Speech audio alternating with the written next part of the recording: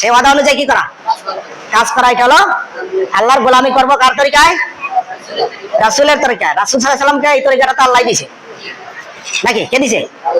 আল্লাহ দিছে না। তরিকা কয়টা? একটা। আল্লাহ যেটা দিছে ওইটাই সব। আল্লাহ যেটা দিছে ওইটাই কি হক তরিকা। আমি বিতর্কিত কোনো কথা বলতে চাই না। আল্লাহ যেই তরিকা দিয়েছেন সেটাই কি হক তরিকা। আমরা সেই তরিকায় চলবো। মানে সেটা কোন তরিকা? মুহাম্মদ রাসূলুল্লাহ সাল্লাল্লাহু আলাইহি সাল্লামের দেখানো তরিকা। তরিক মানে হলো রাস্তা। তরিক মানে কি রাস্তা। এই রাস্তা কোন পর্যন্ত গেছে? এই রাস্তা কোন পর্যন্ত গেছে?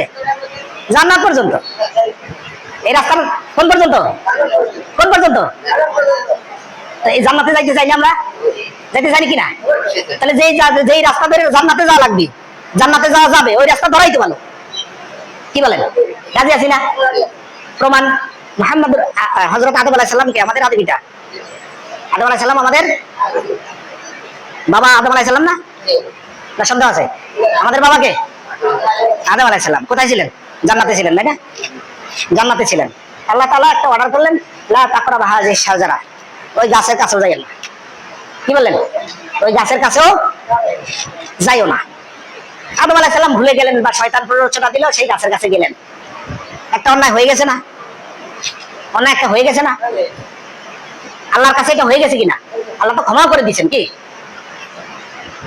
তখন আল্লাহ তাআলা কি করলেন? তাকে বললেন যে আমি বলছি যাইতে, তুমি গেছো, অতএব এখন তোমার কাজ হলো দুনিয়ায়। আসলে এটা আল্লাহরই পরিকল্পনা। কি বলেন? আল্লাহরই পরিকল্পনা। আচ্ছা, বেহেশত ভালো না দুনিয়া ভালো? কোনটা ভালো? বেহেশত ভালো না? আচ্ছা, একজন কমিটির একটা কোম্পানির হলো ম্যানেজার, কোম্পানির একজন। এখন বললো কালকে সকাল থেকে আপনি এই অফিস ঝাড়ু দিবেন। কি দিবেন?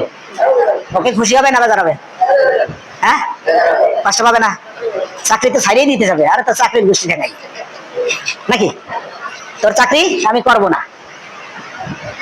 তো এইরকম একটা অবস্থা না? জান্নাত থেকে দুনিয়া পাঠিয়ে দাও। আদম আলাইহিস সালাম পেরেশান হয়ে গেছেন না? চিন্তিত হয়ে গেছেন না? চিন্তিত হয়ে গেছেন না? প্রায় 350 বছর কাঁদছেন, তাই না? 5 বছর। আল্লাহ তাআলা সান্ত্বনা দিয়ে দিলেন, ফাইম্মা ইয়াতিয়ান্নাকুম মিন্নি হুদান ফামান তাবিআ হুদায়া ফালা খাউফুন আলাইহিম ওয়ালা হুম ইয়াহজানুন। চিন্তার কোনো কারণ নাই।